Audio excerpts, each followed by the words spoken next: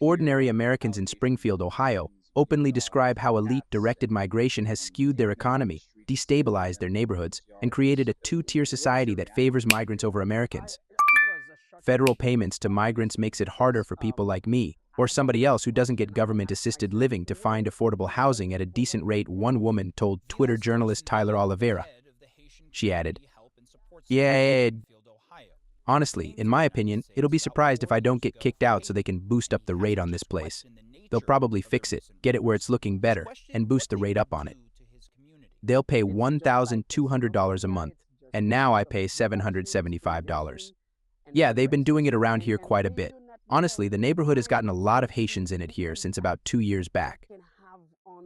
I know people who've applied for work a lot of these same places that are hiring government-supported migrants, but they're not getting jobs," resident William Monaghan told Breitbart News. He added, "It's definitely a push to hire migrants.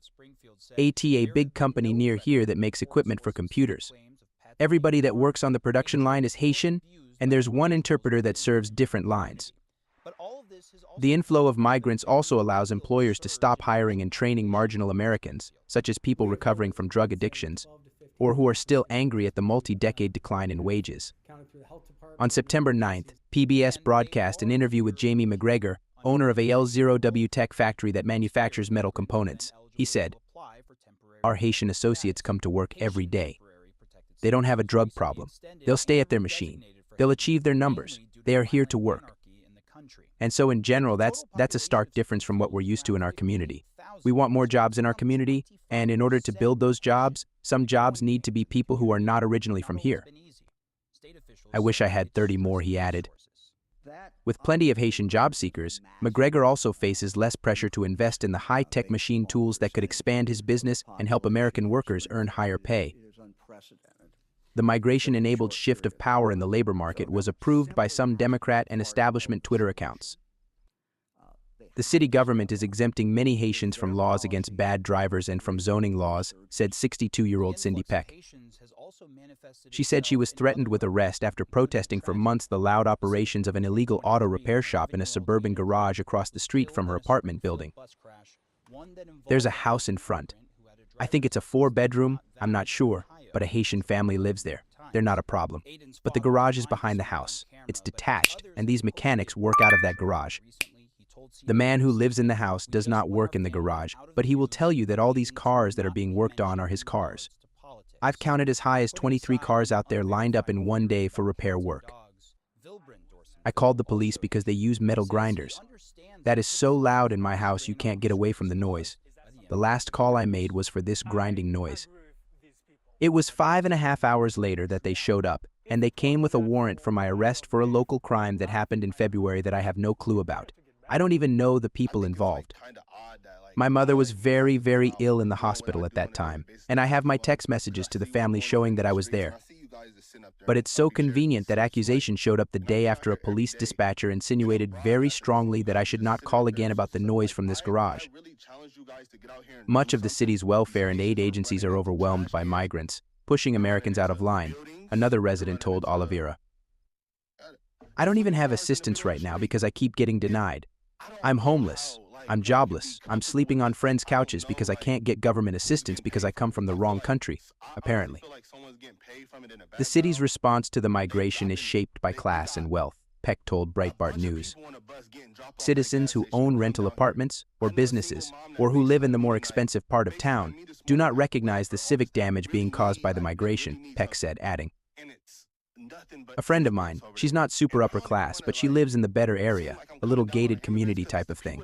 When talking to her, she had no idea this stuff was going on until I told her. But she's to the understanding, well, no, that couldn't be happening. I said, I see it with my own eyes.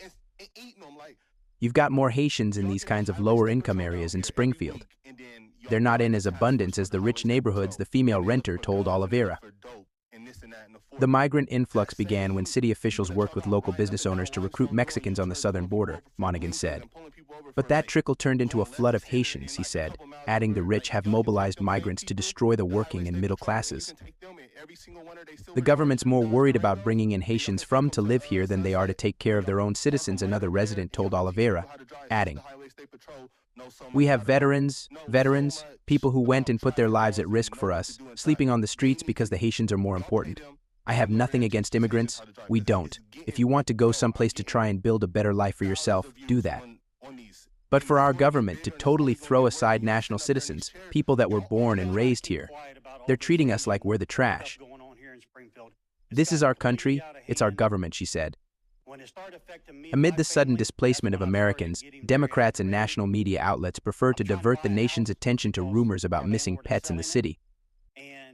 Since 2021, Biden and his deputies have imported roughly 10 million legal, quasi-legal, and illegal migrants. Those migrants have absorbed nearly all of the extra lower-wage jobs created by President Joe Biden's deficit spending. His combination of deficit spending, wage-cutting migration, additional low-wage jobs, and investor windfalls are the core of Bidenomics. However, his extraction migration economic strategy is joined with the progressives' goal of transforming the nation by migration and diversity. No nation, no society has ever tried to build a democracy as big and as diverse as ours before, one that includes people that, over decades, have come from every corner of the globe, former President Barack Obama told the Democratic Convention in August. The rest of the world is watching to see if we can actually pull this off, Obama added, amid the political threat posed by Donald Trump's rival vision of Make America Great Again.